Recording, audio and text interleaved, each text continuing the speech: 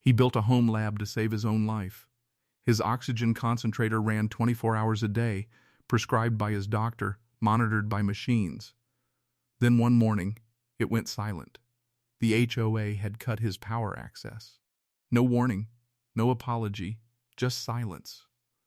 And in that silence, Marcus realized something that would change everything, not just for him, but for every single person in that neighborhood. Didn't see that coming? This is your last chance this week. Subscribe now, because these stories only get crazier. Before we continue, I'm curious, where are you watching from? Drop your country in the comments. Marcus Webb was the kind of guy your neighbors secretly wished they were. 43 years old, a former biomedical engineer who'd taken early retirement after a lung condition forced him to step back from the lab. But stepping back from work didn't mean stepping back from science. Marcus converted his 3-car garage into what his wife Diane called the most organized chaos on Earth. Shelving units lined every wall. A mass spectrometer sat next to a coffee maker.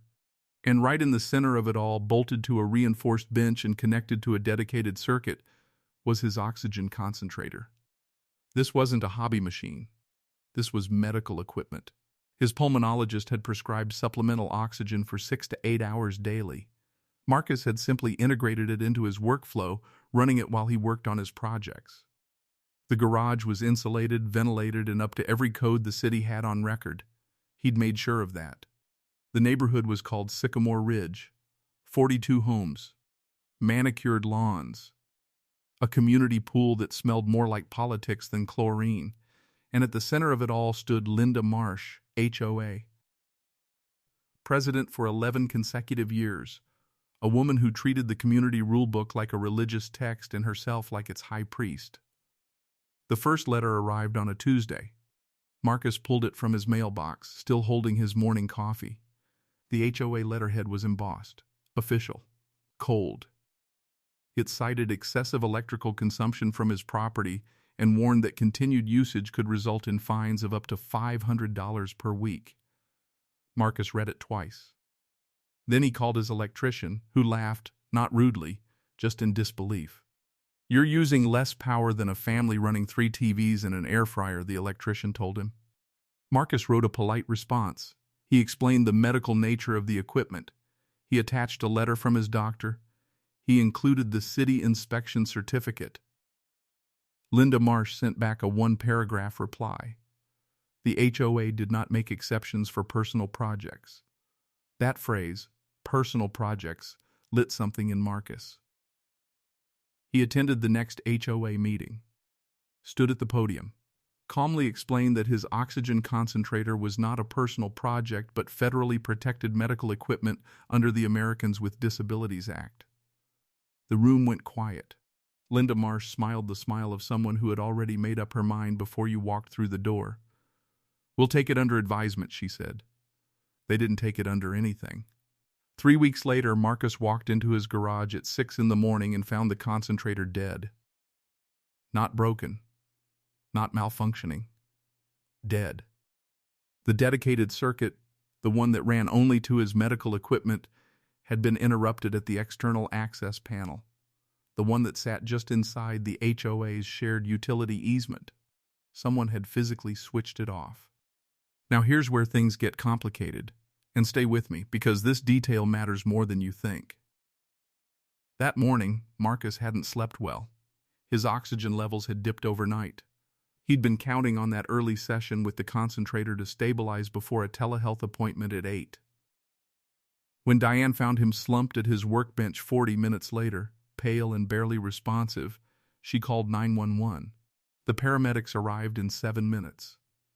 Marcus was treated on scene and recovered. But the report, that paramedic report, became the first thread in a rope that would eventually hang the entire HOA board. Because the responding EMT, a meticulous woman named Rosa Chen, noted something in her official report, the patient's prescribed medical equipment had been non-operational due to external electrical interruption.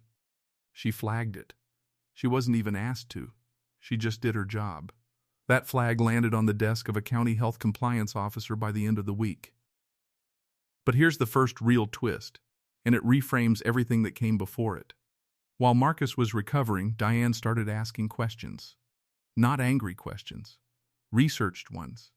She pulled the HOA meeting minutes from the past 2 years, which were technically public record.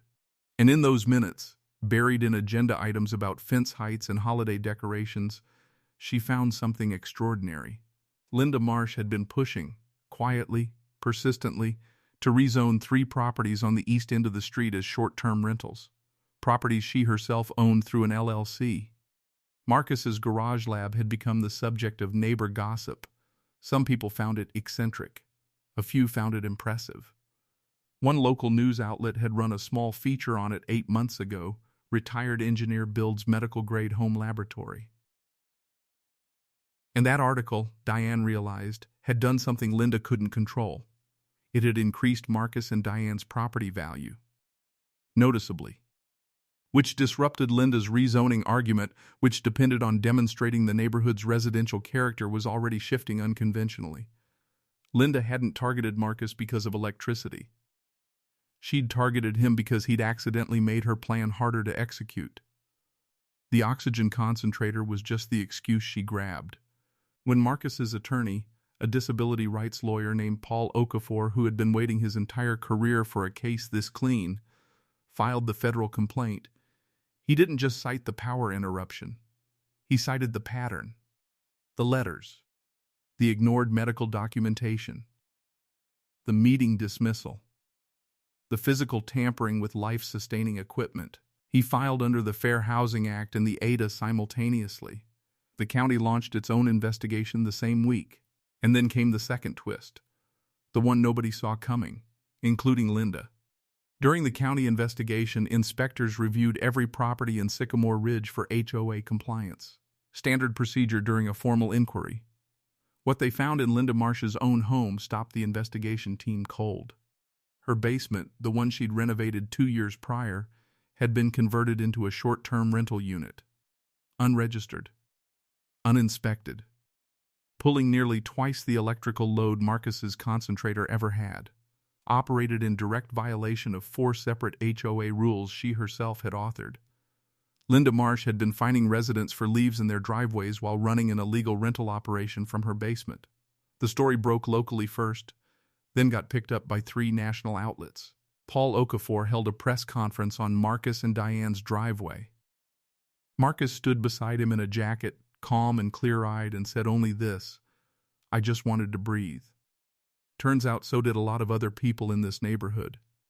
The HOA board called an emergency vote. Linda resigned before they could remove her. The board dissolved the current charter entirely and called for new elections. 4 of the 6 board members declined to run again. The federal case settled 6 months later.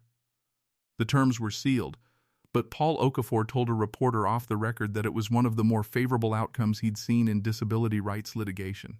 Marcus used part of the settlement to upgrade his lab.